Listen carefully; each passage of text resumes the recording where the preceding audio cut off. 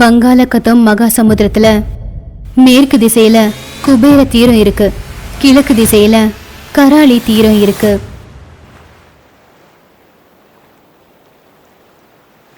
குபேராவை பாத்துக்கிறது திரிபாலி வம்சத்துக்காரங்க. குபேராக்கு கொஞ்ச தூரத்துல ரொம்ப பணக்காரன் தினகர போரா பெரிய கோட்டை மாதிரி வீட்டுல வாழறான்.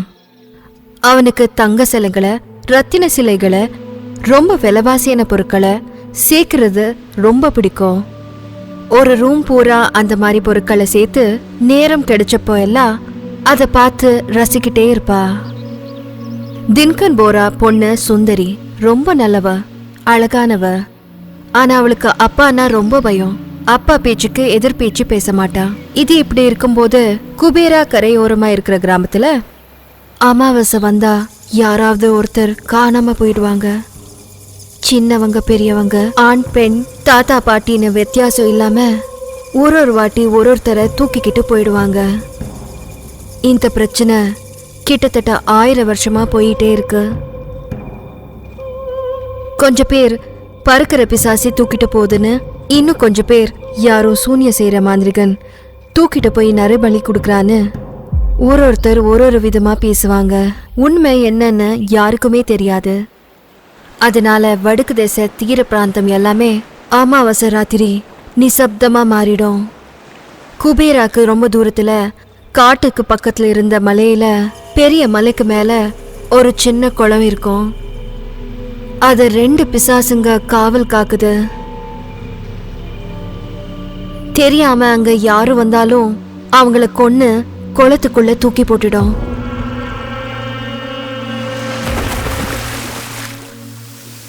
இது இப்படி இருக்கும்போது வங்காளக்கடலுக்கு தெற்குக்கு இருக்கிற ஒரு இடத்துல வீரன் என்கிற ஒருத்த மீன் பிடிச்சு வாழ்ந்துட்டு வரா. வீரன் யாரும் இல்லாத ஒரு அனாதை ஏழை. நாள் பூரா கஷ்டப்பட்டு கடல்ல பிடிச்ச மீன்களை சாயந்தரம் ஊர் மார்க்கெட்ல வித்து வாழ்ந்துட்டு வரான். இப்ப பிடிச்ச மீன் வாங்கம்மா வாங்க, இப்பதான் பிடிச்ச மீன். குபேராக்கு பெரியவரான திரிபாலி வம்சம் ஜமீன்தார் யுகேந்திர திரிபாலியோட பையன் விஜய் திரிபாலி பட்டணத்துல படிச்சு வீட்டுக்கு வரான். விஜய் திரிபாலி ரொம்ப நல்லவன், தைரியசாலி. ஒரு நாள் ஜமீன்தார் கிட்ட தினகர் போரா வந்து அவரோட நலம் விசாரிச்சு, ஜமீன் அவங்கள நீங்க ஒன்னும் நினைக்கலன்னா என் பொண்ணு சுந்தரிய உங்க பையன் சுந்தருக்கு கொடுத்து கல்யாணம் பண்ணா நம்ம சொந்தக்காரங்க ஆயிரல, என்ன சொல்றீங்க? என் கையில என்னப்பா இருக்கு? விஜய் யார விரும்புறானோ அவங்களுக்கு கல்யாணம் பண்ணி வைப்பேன், எல்லாம் அவன் இஷ்டம். அது நிஜம்தான். இந்த காலத்து பசங்க நம்ம பேச்சை கேட்கறது இல்ல, அவங்களுக்கு என்ன பிடிக்குதோ அதான் பண்றாங்க. நான் போயிட்டு வரேன் அப்படின்னு அங்கிருந்து கிளம்பிட்டான். ஐயா, அந்த ஜமீனோட உங்ககிட்ட நிறைய சொத்து இருக்கு. நீங்க நினைச்சீங்கன்னா அதோட பெரிய சம்பந்தத்தை நீங்க தேடலாம் இல்லையா? அப்புறம் எதுக்கு? காசு அதிகமா இருந்தாலும் அதிகாரம் கம்மி தாண்டா. ஜமீன்தாரு கொடுக்குற அந்த மரியாதை நமக்கும் கிடைக்கும் இல்ல, அதுக்கு தான் அந்த மாதிரியெல்லாம் நான் பேசினேன். என் மகளுக்கு பேரங்களுக்கு ஜமீன்தார் மரியாதை கிடைக்கும். எப்படியாவது அவர் பொண்ணோட விஜய்க்கு கல்யாணம் நடத்தணும்னு அவங்க வம்சத்துல கடவுளா பூஜிக்கிற மந்திரவாதி மிருத்தாலிகா குஹை கிட்ட போய் அவ மனசுல இருக்கிறத சொன்னான். என்ன, அது ஒண்ணு பெரிய விஷயம் இல்ல. இந்த வசிய பண்ண லட்டுவ சுந்தரி கையால அவனுக்கு கொடு, அவ்வளோதான். அவ சுந்தரி பின்னாடி வாலாட்டிக்கிட்டே நாய்க்குட்டி மாதிரி வருவா. ஆனா அவ யாரையும் காதலிக்க கூடாது. அவனோட மனசுல யாராவது இருந்தா வசியம் வேலை செய்யாது. எனக்கு தெரிஞ்சு அவன் மனசுல யாருமே இல்ல அப்படின்னு சொல்லி வசியம் பண்ண லட்டு எடுத்துட்டு போய் சுந்தரிக்கு கொடுத்து, ஜாக்கிரதை, நாளைக்கு விஜயோட வீட்டுக்கு போயிட்டே இருக்கோம். உன் பிறந்த நாள்னு சொல்லி உன் கையால லட்ட கொடு. சரிப்பா, ஆனா என் பிறந்த நாள் நாளைக்கு இல்ல, வர மாசப்பா. அதெல்லாம் தெரியும், எதிர்த்து பேசாம நான் சொல்றது மட்டும் பண்ணு. அடுத்த நாள் சுந்தரிய கூட்டிக்கிட்டு ஜமீன்தார் வீட்டுக்கு போய் பார்த்தா ஜமீன்தாருக்கு உடம்பு சரியில்லை. அப்பாவுக்கு நெஞ்சு வலி வந்துருச்சு.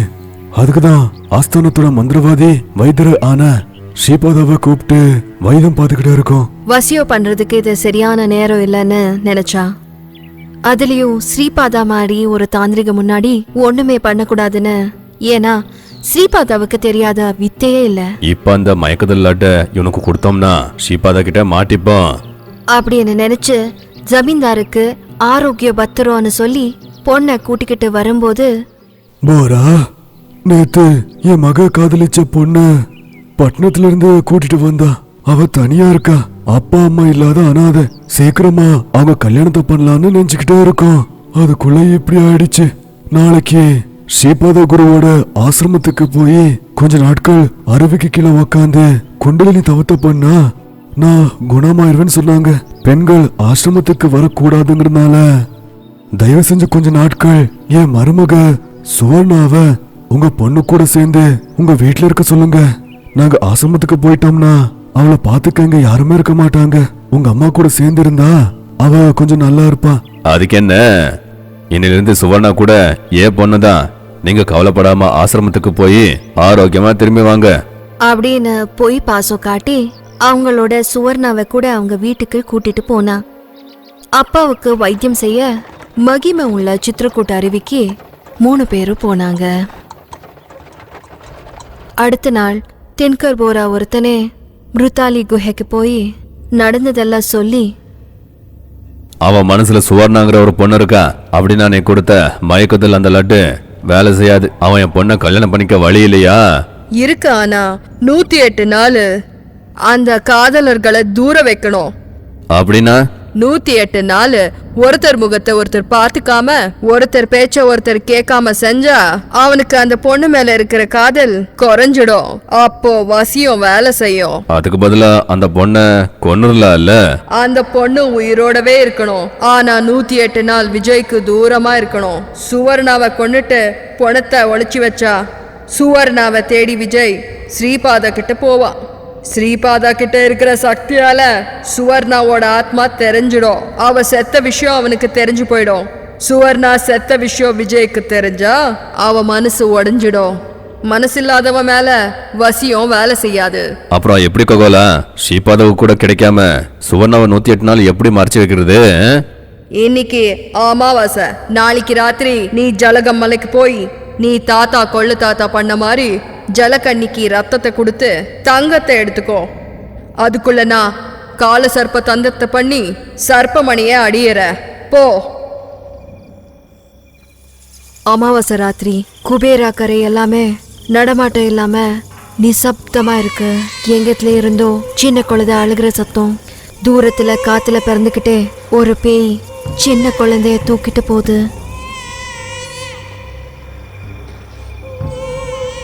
ஜரகம் மலை மேல இருக்கிற குளத்துல அந்த குழந்தைய தூக்கி போடுது.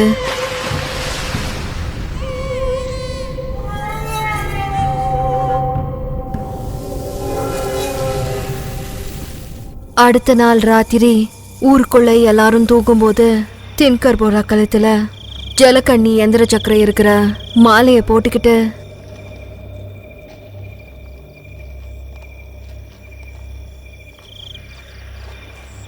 மலை மேல இருக்கிற குளத்துக்கு வந்து கைய வெட்டிக்கிட்டு 5 துளி ரத்தத்தை அதுக்குள்ள போட்டு ह्रीं ह्रीं वक्रकरा ह्रीं ह्रीं संहरा ह्रीं ह्रीं ह्रीं मत्स्यरक्ता ह्रीं அந்த மந்திரம் சொன்னதும் காவல் பேய் தண்ணுக்குள்ள போய் வந்து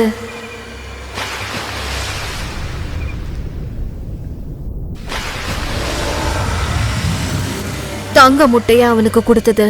அதை எடுத்துக்கிட்டு போயிட்டான். அடுத்த நாள் ஆசிரமத்துல அப்பா குருவான ஸ்ரீபாதாவோட சேர்ந்து சித்ரகூட் அருவியில குண்டலினி சாதனையை செய்விக்கிறாரு விஜய் திரிபாலி. சுவர்ணா சுந்தரியோட சேர்ந்து தோட்டத்தை சுத்திக்கிட்டு நேரத்தை கழிக்கிறான். அங்க கராலில ரொம்ப சூடா இருக்கிறதுனால சரியா மீன் கடிக்காம பசியோட இருக்கா வீரன். 26 நாட்கள் கடந்து போச்சு. ராத்திரி ஆனது. எல்லாரும் தூங்கிட்டு இருக்காங்க. ஒருத்தனே ககோலா குகைக்கு போய், பகோலா என்ன பண்ணணும்னு சொல்லு. பாவம் என் பொண்ணு அந்த சுவர்ணாவை சொந்த பொண்ணு மாதிரி பாசமா பாத்துக்கிறா.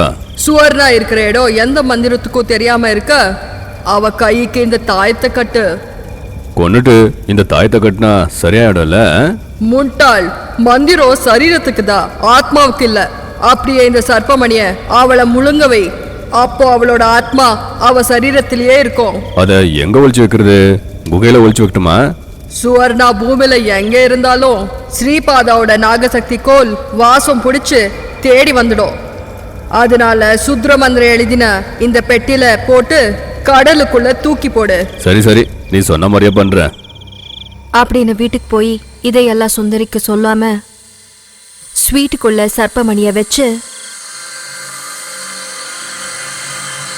மா சுந்தரி, கோயில பூஜை பண்ண.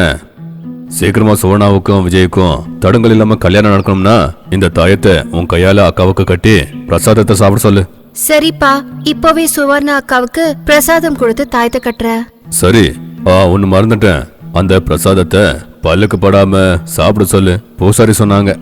சரின்னு சொல்லி சுவர்ணா கைக்கு தாயத்தை கட்டி அந்த பிரசாதத்தை கொடுத்து, அக்கா இந்த பிரசாதத்தை பல்லுக்கு படாம மிழுங்கணுமா? பாவ சுவர்ணா சுந்தரி சொன்ன மாதிரியே செஞ்சுட்டு போயிட்டா. ராத்திரி ஆனது. அந்த நாள் அமாவாசை. ஊரெல்லாம் ஒரே நிசப்தமா இருக்கு. பயங்கரமான மௌனம். பிரசாதம்னு நினைச்சு சர்ப்பமணிய முழுங்கின சுவர்ணா ஆழ தூக்கத்துல இருக்கா. தயார் பண்ணி வச்ச மரப்பட்டியில சுவர்ணாவை படுக்க வச்சு மூடி ஆணியை அடிச்சு கழுத்துக்கு சக்கர மாலையை போட்டுக்கிட்டு குதிரை வண்டியில ஊருக்கு வெளியே போய் மலை மேல இருந்து கடலுக்குள்ள தூக்கி போட்டுட்டா.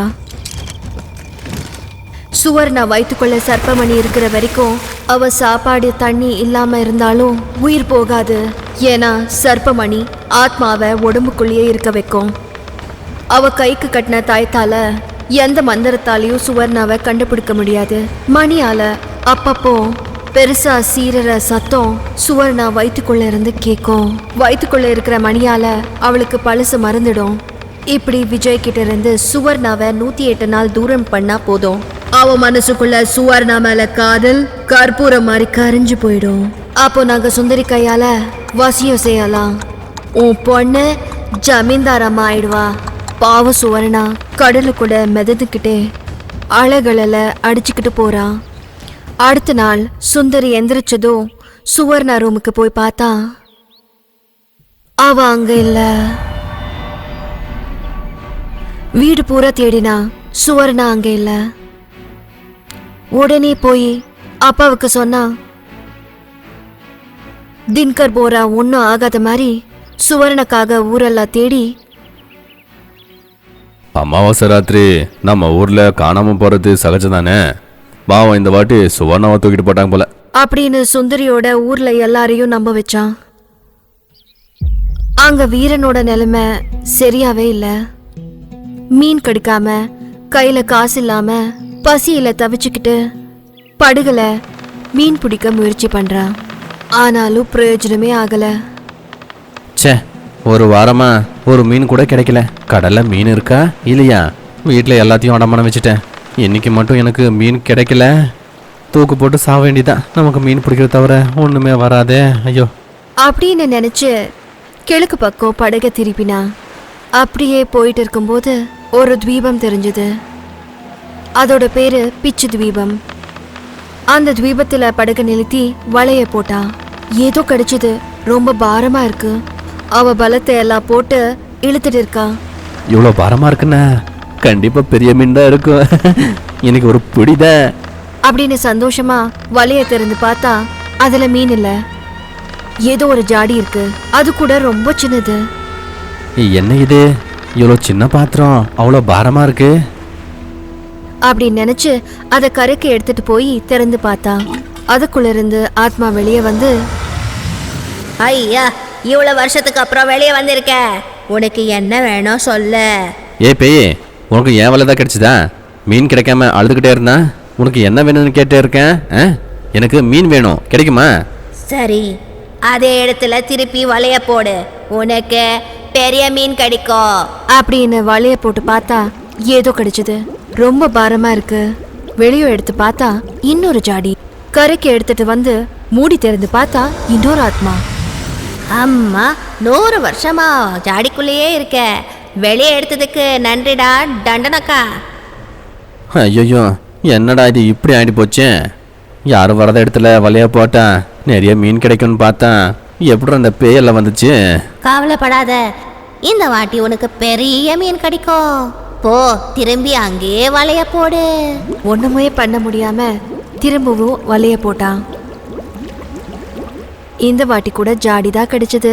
கோவத்துல அதை கருக்கு எடுத்துட்டு வந்து திறந்து பார்த்தா அதுக்குள்ள இருந்து இன்னொரு பேய் வெளியே வந்தது. அது பார்த்ததும் வீரனுக்கு ரொம்ப கோவம் வந்தது. மீன் கிடைக்காம பசியால அழுதுகிட்டே இருந்தேன். யார் நீங்க? என்ன கொண்டு சாப்பிட்றீங்களா? வாங்க கொல்லுங்க. எங்களை காப்பாத்தின உன்னை எதுக்கு கொள்ளுவோம் தண்டனக்கா? உனக்கு ரொம்ப பணம் தருவோம். ஆனா எங்களுக்கு ஒரு உதவி பண்ணணும் நீ. ஆமா, யார் நீங்க? எதுக்கு நான் உதவி பண்ண உங்களுக்கு? என் பேரு ஆஷா. என் பேரு அதியாஷா. என் பேரு துராஷா. நாங்க சொன்ன மாதிரி செஞ்சா நீ கேட்டதெல்லாம் தரோம் நாங்க. பண்றேன். பசியால சாவற மாதிரி இருக்கு, சாப்பிட ஏதாச்சும் கொடுங்க. ஜல ஜல ஜல பாத்தஸ்யா, வல வல வல பாத்தஸ்யா, மல மல மந்திரஸ்யா. அந்த மந்திரம் சொன்னதும் கடலுக்குள்ள இருந்த 3 பெரிய மீனுங்க குதிச்சு கரைக்கு வந்தது. அந்த இடத்துலயே தீய வச்சு வயிறார அதை சுட்டு தின்னான். இப்போ சொல்லுங்க, என்ன உதவி பண்ணணும்? என்ன பண்ணணுமோ அதை விவரமா காதுல சொல்லி 3 ஆத்மாவும் ஒன்னா சேர்ந்து தங்க ரத்தினம் மீன் பொம்மையா மாறிடுச்சு. அதை தூக்கிக்கிட்டு படகுக்குள்ள ஏறி வழக்கு திசையா போக ஆரம்பிச்சா. ஒரு நாள் பிரயாணத்துக்கு அப்புறம் குபேரா கரைக்கு சேர்ந்தா. 3 ஆத்மாங்க சொன்ன இடத்துக்கு போய் தினகரையாவை சந்திக்கணும். யார் நீங்க? எங்க ஐயா கிட்ட என்ன வேலை? போடா. ரத்னம் தங்க மீனை விற்கிறதுக்கு நான் வந்திருக்கேன். ஐயா கிட்ட சொல்லுங்க, அவங்க போக சொன்னா போயிடுறேன். வேலைக்காரன் உள்ள போய் இந்த விஷயத்த சொன்னா தினகர் வீரனை உள்ள கூப்பிட்டு அந்த ரத்தின மீனை பார்த்து ஆச்சரியப்பட்டு, நீ யாரு? எந்த ஊரா இருந்தாலும் கிடைக்காத ஒரு பொம்மையை நீ எடுத்துட்டு வந்திருக்க. இது இடைக்கு 6 மூட்டை தங்கத்தை கொடுக்குறேன், இதை கொடுத்துரு. அவ சொன்னதை பார்த்தா அவனுக்கு 10 கிலோ தங்கம் கிடைக்கும். சரின்னு சொல்லலான்னு நினைச்சா, ஆனா தங்க கொடுக்கறேன்னு சொல்லுவா, வேணான்னு சொல்லு. இல்ல இல்ல, உனக்கு 10 படகை கொடுக்குறேன், இந்த தங்கத்தை கொடுத்துரு. அவ உனக்கு பிடிச்ச படகு கொடுக்குவேன்னு ஆசை காட்டுவா, ஆனா கொடுக்காத. இல்ல ஐயா, கொடுக்க மாட்டேன். சரி, 10 படகு 10 கிலோ தங்கத்தை கொடுக்குறேன், கொடு. அப்பா, சாவர வரைக்கும் கஷ்டப்படவே தேவையில்லை. அவ என்ன கொடுத்தாலும் சரி, வேணான்னு கராரா சொல்ல. இல்ல இல்ல, கொடுக்க மாட்டேன். பொம்மை நல்லா இருக்குன்னு விலைக்கு பேசுனா ரொம்ப அதிகமா பண்ற நீ. உனக்கு என்னதானா வேணும்? வீடு வேணுமா? வயல் வேணுமா? எனக்கு காசு பணம் ஒண்ணுமே வேணாம். அவகிட்ட இருந்து ஒரு வார்த்தைய கேளு போதும். எனக்கு ஒரு வாக்கு கொடுங்க, இந்த பொம்மையை கொடுத்துட்றேன். வாக்கா? என்ன வாக்குடா? தங்க பொம்மை பேரு அதிர்ஷ்டம். அதனால என் அதிர்ஷ்டத்தை நீங்க வாங்கிக்கிட்டு உங்க தரித்திரத்தை கொடுத்துருங்க. ஏன் தரித்திரம் வேணுமா? யாரா இவன்? பைத்தியம் போல அந்த தங்க பொம்மைய சும்மாவே கொடுத்துக்கிட்டு இருக்கான். வாக்கு தானே, கொடுத்துட்டா போச்சு அப்படின்னு நினைச்சு மனசுக்குள்ள சந்தோஷப்பட்டுக்கிட்டே, சரி, உன் அதிர்ஷ்டத்தை நான் ஏத்துக்கிறேன், என் தரித்திரத்தை நீ வாங்கிக்கோ. வாக்கு கொடுக்குறேன்டா. சத்தியமா? தினகர் போரா வீரனுக்கு சத்தியம் பண்ணான். சத்தியமா? நிஜமா உன் அதிர்ஷ்டத்தை நான் வாங்கிட்டு என் தரித்திரத்தை உனக்கு கொடுத்துட்றேன்டா. சத்தியம்.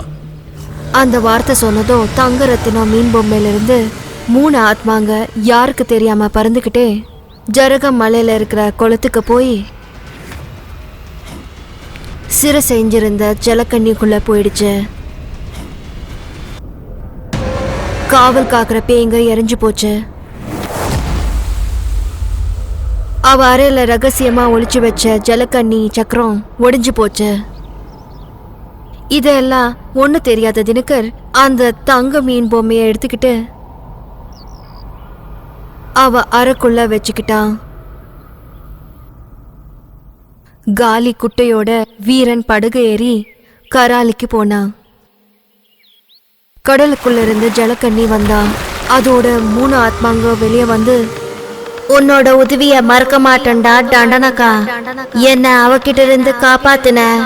உனக்கு நாங்க சொன்ன மாதிரியே நிறைய செல்வத்தை கொடுக்கறோம். எனக்கு அவ்வளோ சொத்து இருக்கு. நான் கூப்பிட்டா மீனெல்லாம் வலையில அடிக்கிற மாதிரி மந்திரத்தை சொன்னா போதும். எவ்வளோ வேணுமோ மீனை நல்லா பிடிச்சி நான் சந்தோஷமா இருப்பேன். உனக்கு ஆசை, அதிக ஆசை, பேராசை இல்ல, நல்ல மனசு இருக்க. நீ நல்லா வேண்டாம் தண்டனக்கா. எடுத்துக்கோ, இந்த சங்க நெஞ்சு மேல வச்சுக்கோ. அதை நெஞ்சு மேல வச்சுக்கிட்டதும் அது உடம்புக்குள்ள போயிடுச்சு. இந்த நாள்ல இருந்து நீ ஜல ஜல ஜலபாத்தஸ்யா, வள வள வளபாத்தஸ்யா, மல மல மந்திரஸ்யான்னு மந்திரம் சொல்லி உனக்கு வேண்டிய மீனை கேட்டதும் போதும், அதுவும் வலைக்குள்ள வந்து விழும் அப்படின்னு அந்த 3 ஆத்மாக்களும் ஜனக்கண்ணிக்குள்ள போயிடுச்சு. என்ன தங்கத்துக்காக நரமாம்சம் சாப்பிட வச்ச ஆளுக்கிட்ட இருந்து என்னை காப்பாத்தின. நீ கடலுக்குள்ள எப்ப என்ன நினைச்சாலும் நான் வருவேன். ஆமா, நீங்க யாருன்னு கட்டி போட்டாங்க? எதுக்கு கட்டி போட்டாங்க? அதை நான் கேட்கலாமா? என் பேரு தரித்திர ஜலக்கண்ணி. எனக்கு 3 ஆத்மா இருக்கும். ஆசை, அத்தியாசை, பேராசை. இது 3 என் கூட இருந்ததா நான் என் சக்தியோட வாழ முடியும். இல்லைன்னா ராட்சசியா மாறிடுவேன். கிட்டத்தட்ட 100 வருஷத்துக்கு முன்னாடி போரா வம்சத்துக்கு சேர்ந்தவ ஒருத்தன் ககோல வம்சம் மந்திரவாதியோட சேர்ந்து என்னை சிறை பண்ணி என்கிட்ட இருந்து 3 ஆத்மாவை தூரம் பண்ணி 3 ஜாடிக்குள்ள போட்டு கடலுக்குள்ள யாரும் போகாத பிச்சு தீபத்துக்கிட்ட போட்டுட்டாங்க. ஆத்மா இல்லாதனா சக்தி இல்லாத போயிட்டேன். என்னை மந்திர சங்கிலியால ஜரகம் மலையில இருக்கிற குளத்துல சிறை பண்ணி காவலுக்கு 2 பேய்களை வச்சாங்க. பசியில 1 மாசமா ரொம்ப கஷ்டப்பட்டு என்ன அமாவாசை நாள் மனுஷங்களை தின்னுற மாதிரி செய்வாங்க. அவங்க மனுஷங்களை இதுக்கு சாப்பாடா போடணும் ககோலா? கெட்டவனா இருந்தாலும் நல்ல மனுஷங்க இருப்பாங்க. அந்த நல்ல மனச தங்க முட்டையா மாத்தோம். அதை எடுத்துக்கணும்னா இதோ இந்த ஜலகண்ய மந்திர சக்கரம் கழுத்துல இருந்தா மட்டும்தான் அந்த காவல் காக்குற அந்த பேய் கிட்ட விடும். ஜலகண்ய இயந்திரம் கழுத்துல இருக்கிறவனுக்கு மட்டும்தான் தாரித்த ஜலகன்யா அடிமை. இந்த மந்திரத்தை சொன்னா தங்க முட்டை கொடுக்கும். உங்க வம்சமே உக்காந்து சாப்பிடலாம். இத்தனை நாள் எங்களுக்கு அடிமையாயது.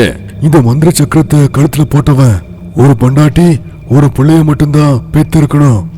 2வது கல்யாணம் அவன் பண்ணிக்கிட்டான்னு வச்சுக்கோ, அப்போ இந்த எந்திரத்தை போட்டுக்கிட்டாலும் பிரயோஜனமே இல்லாம போயிடும். அப்படியே இந்த தரித்திரத்தை யாருக்குமே தானம் பண்ணக்கூடாது.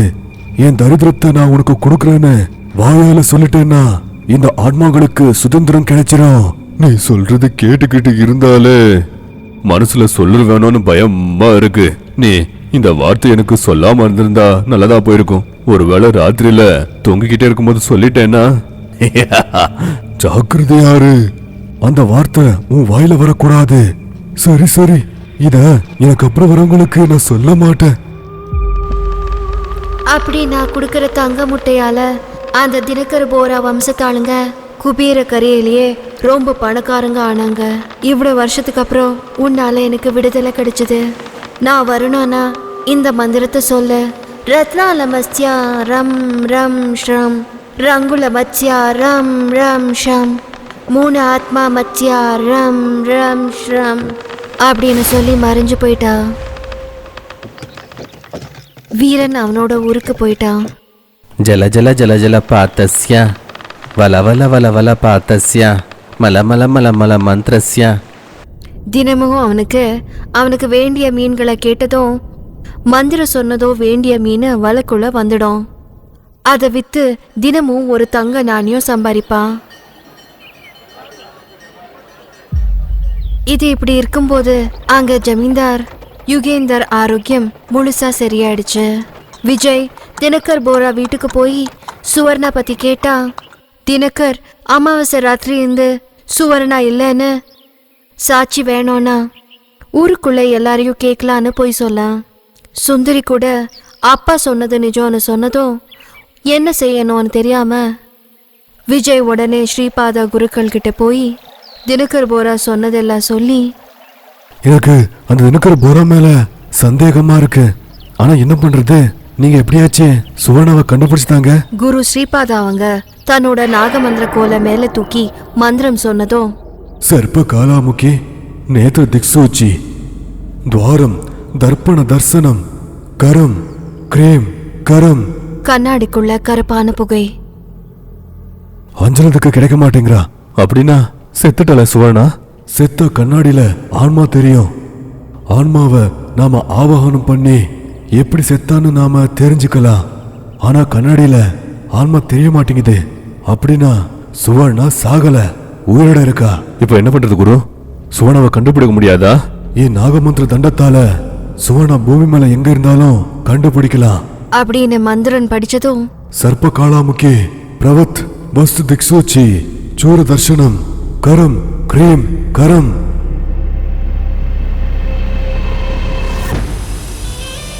மந்திரக்கோல் பாம்பா மாறிடுச்சு. அந்த பாம்பு சுவர்ணா இருக்கிற அந்த இடத்தை உனக்கு காட்டும்பா. சுவர்ணாவை காப்பாத்து.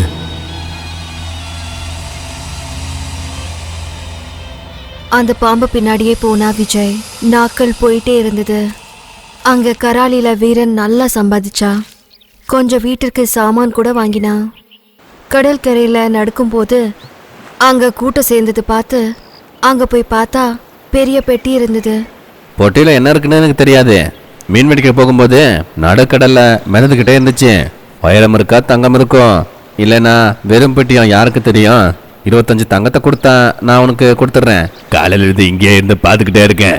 அந்த பெட்டில இருந்து மணிக்கு ஒரு வாட்டி சத்தம் வருது. உள்ள பெரிய பாம்பு இருக்கு போல. பாம்பு இருந்தா மூச்சு விடாம இப்போ செத்து போயிருக்கும். உள்ள பேய் இருக்கும் போல.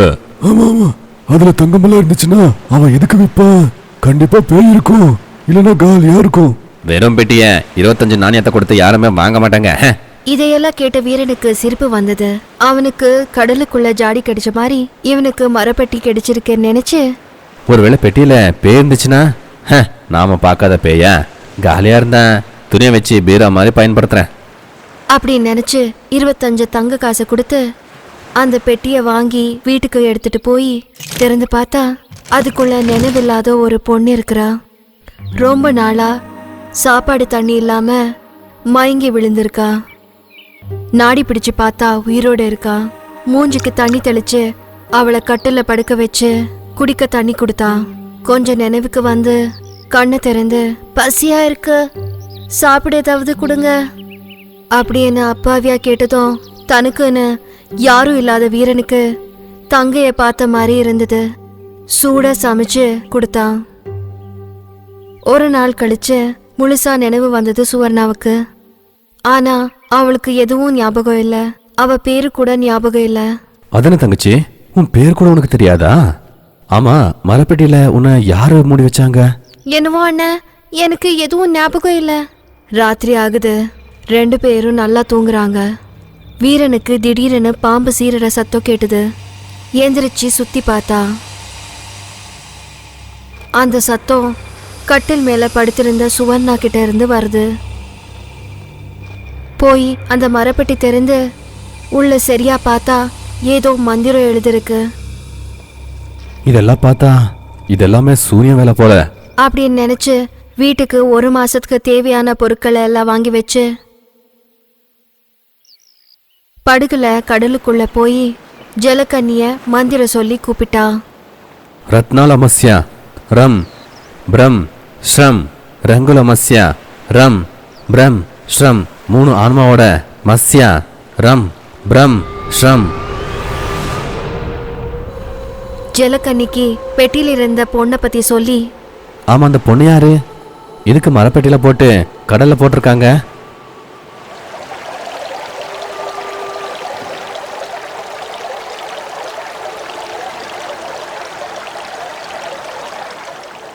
அவளை பத்தி தெரிஞ்சுக்க முயற்சி பண்றேன். ஆனா என்னோட மந்திர சக்தியால அது முடியல. அவளை பத்தி தெரிஞ்சுக்க எனக்கு முடியல. நீ மதிராவில் இருக்கிற பெரிய மந்திரவாதிய பாரு. அவங்க கிட்ட உதவி பண்ண கேளு. கஷ்டத்துல இருக்கிறவங்களுக்கு உதவி செய்யறதுன்னா அவங்களுக்கு பிடிக்கும். அப்படியா? யார் அவங்க? மந்திர பாட்டி.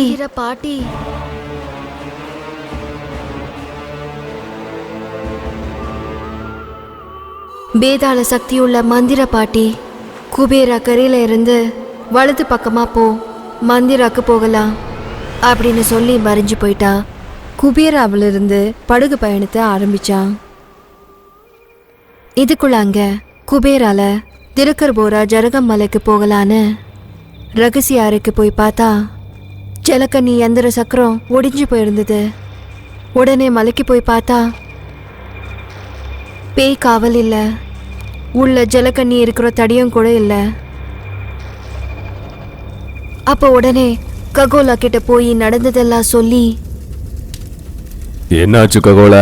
3 பரம்பரையா வந்த சொத்து போயிடுமா? எங்க தாத்தா எனக்கு சொன்ன ரகசியம், உன் தாத்தா உனக்கு சொல்லாத ரகசியம் ஒன்னு இருக்கு. எனக்கு தெரியும். எங்க வம்சத்துல 2 கல்யாணம் பண்ணிக்க கூடாது. வாழ்க்கை முழுவதும் ஒரு பொண்டாட்டி தான், 2வது இருக்க கூடாது. அத 2ஐயும் தாண்டுனா ஜலக்கன்னிய சுதந்திரமாயிரும்.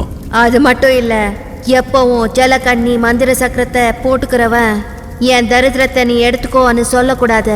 தரித்திரம் ஜலக்கண்ணியோட பேரு. அந்த வார்த்தை உன் வாயில இருந்து தெரியாம வந்தாலும் ஜலக்கண்ணிக்கு சுதந்திரம் வந்து சிறையிலிருந்து விடுதலை கிடைக்கும். ஐயோ, கொஞ்ச நாட்களுக்கு முன்னாடி தங்க மீன் பொம்மையை எடுத்துட்டு வந்து அந்த வார்த்தையை என் வாயால சொல்ல சொன்னா. அப்படின்னு அவங்களுக்கு நடந்ததெல்லாம் சொல்லி அந்த மீனை எடுத்துட்டு வர போனா. அங்க வீரன் குபேரா கரைக்கு போகிறதுக்குள்ள இருட்டாயிடுச்சு. ரொம்ப சோர்ந்து போனதால கடல் கரையில படுகுக்குள்ளேயே படுத்துக்கிட்டான். தினகர் கொண்டு வந்த மீன் பொம்மைய ககோலா மந்திர சக்தியால பார்த்தான். வீரன் குபேரா கரையில படுத்திருக்கிற மாதிரி கண்ணாடியில தெரிஞ்சது. இவன்தான் என் வாயில அந்த வார்த்தையை வர வச்சது. இவன்தான் என் ஆட்களை விட்டு அவனை கூட்டிக்கிட்டு வர. நீ அவனை கூட்டிட்டு வந்தாலும் பிரயோஜனம் இல்ல.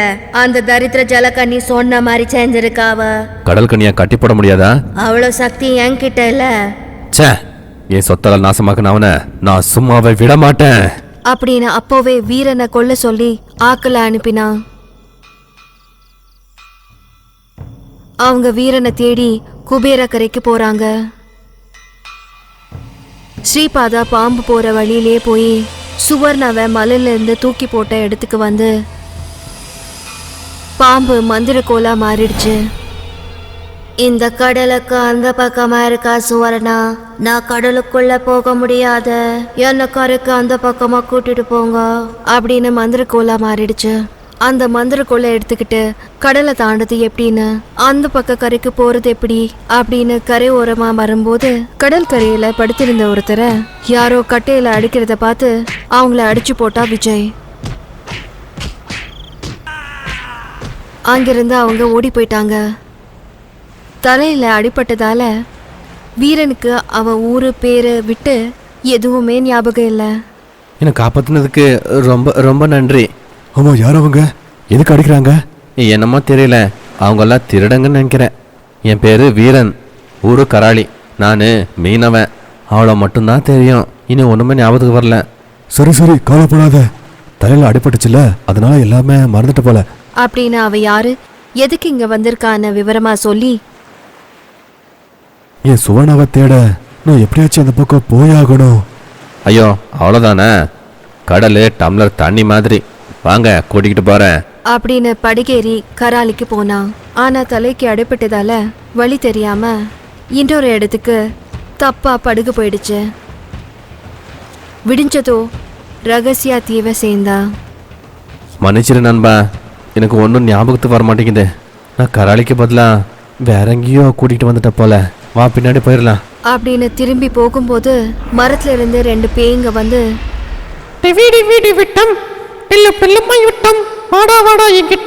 அப்படின்னு சொன்னதும் அவங்க படகு வரைஞ்சிடுச்சு. கிடைச்சிட்டாங்க மனுஷங்க கிடைச்சிட்டாங்க. இவங்களை உரிச்சு சாப்பிடலாமா, வேக வைக்கலாமா, சீட்டு போடலாம், அதுல என்ன வருதோ அது பண்ணலாம். பாத்திரத்துல நிறைய சீட் இருக்கு. விஜய் கிட்ட ஒன்னு எடுக்க வச்சு அதுல மரத்துக்கு தலைகீழா தொங்கணும்னு அதுல எழுதிருக்கு. அவ்வளவுதான், விஜய தலைகீழா தொங்க போட்டு மேல கீழே இழுத்து விளையாடுது.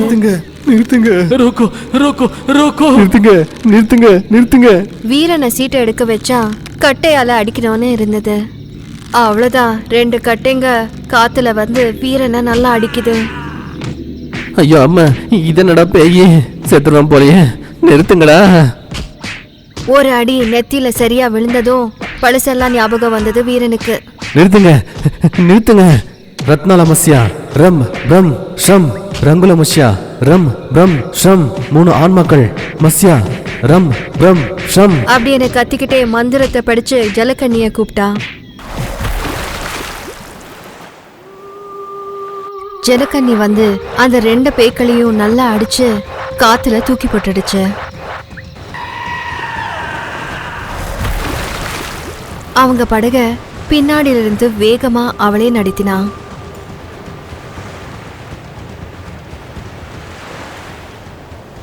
நண்பா, நீ சொன்ன மாதிரி ஒரு பொண்ணு எனக்கு கிடைச்சிருக்கு. ஆனா அவளுக்கு ஒண்ணுமே தெரியல. அவங்க பேரு ஊர் கூட அவங்களுக்கு தெரியல அப்படின்னு எல்லாத்தையும் சொன்னா. கராளி கரை சேர்ந்ததும் கையில் இருந்த மந்திரக்கோல் பாம்பா மாறி முன்ன போகுது.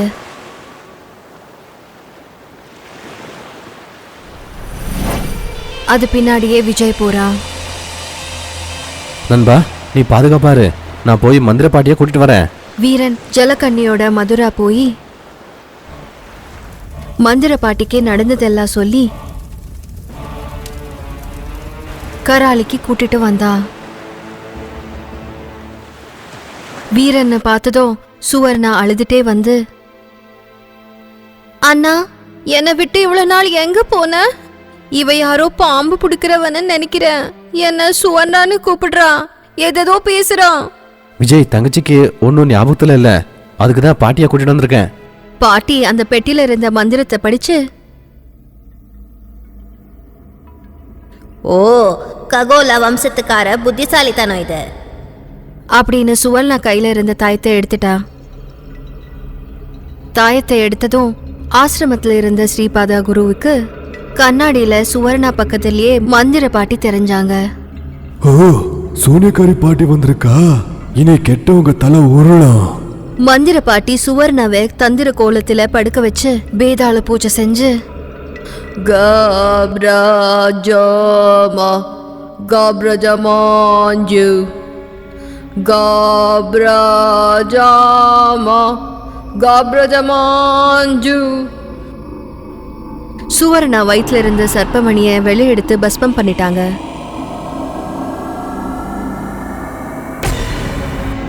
அது பஸ்மமானதோ ககோல குகையில இருந்த சர்ப்ப சிலை உடைஞ்சு போயிடுச்சு. அங்க குகையில ருத்தாலி ககோல ரத்த கக்கி செத்தா. இங்க சுவர்ணாவுக்கு பழசு ஞாபகம் வந்தது. தினகர் போரா அவ கைக்கு தாயத்தை கட்டு பிரசாதம்னு சொல்லி ஏதோ சாப்பிட வச்ச விஷயம் நினைவுக்கு வந்தது. எல்லாரும் சேர்ந்து தினகர் போராவை சிறை செஞ்சு ஜமீன்தார் வீட்டுக்கு கூட்டிட்டு போய் இவ்வளவு நாள் அவனால அமாயக ஜனங்களை பிசாசு தூக்கிட்டு போன விஷயத்தெல்லாம் சொல்லி அவனை தூக்குல போட்டாங்க. பாவம் அப்பாவியான சுந்தரி அவ அப்பா செஞ்ச கெட்ட வேலைய நினைச்சு அழுகுறான். ஐயோ, அவனுக்காக எதுக்குமா அழுவற நீ? அவன் பூமிக்கு பாரம், நீ அழுவாத பொண்ணு. இங்க பாருங்க தீரன், என் பேரு பொண்ணு இல்ல, என் பேரு சுந்தரி. என் பேரு உங்களுக்கு எப்படி தெரியும்? எங்க அப்பாவுக்கு ரத்தின மீன் வித்தப்பவங்களை பார்த்து அப்பவே உங்க நல்ல குணம் தெரிஞ்சு உங்களை காதலிச்சேன் அப்படின்னு அவன் மனசுல இருந்தது சொன்னதும் ஜமீன்தார் 2 ஜோடி கல்யாணத்தையும் ஒரே மேடையில பண்ண வச்சாரு. அவர் ரொம்ப காதலிச்ச சுவர்ணாவோட கல்யாணம் ஆனதும் விஜய் சந்தோஷத்துக்கு எல்லையே இருக்கல. ஜனங்களோட கஷ்டத்தால சம்பாரிச்ச போரா வம்சத்து சொத்த ஏழைங்களுக்கு கொடுத்துட்டா சுந்தரி. வீரனோட சேர்ந்து கராலில சின்ன குடிசையில சந்தோஷமா வாழ்ந்தா சுந்தரி. வஞ்சர மீன் 4 வந்து வழக்குள்ள விழணும்னு மனசுல நினைச்ச மந்திரத்தை சொன்னா வீரன். ஜல ஜல ஜல ஜல பாத்தஸ்யா, வல வல வல வல பாத்தஸ்யா, மல மல மல மல பாத்தஸ்யா. வளைய திறந்து பார்த்தா வேண்டிய மீன்கள் இருந்தது. சுந்தரிக்கு வஞ்சர மீன்னா ரொம்ப பிடிக்கும். ஒரு மீன் சுந்தரிக்கு, மீது 3 பஜார்ல நான் வித்துறேன். இப்படி சுவர்ணா சுந்தரி கதை நல்லபடியா முடிஞ்சது.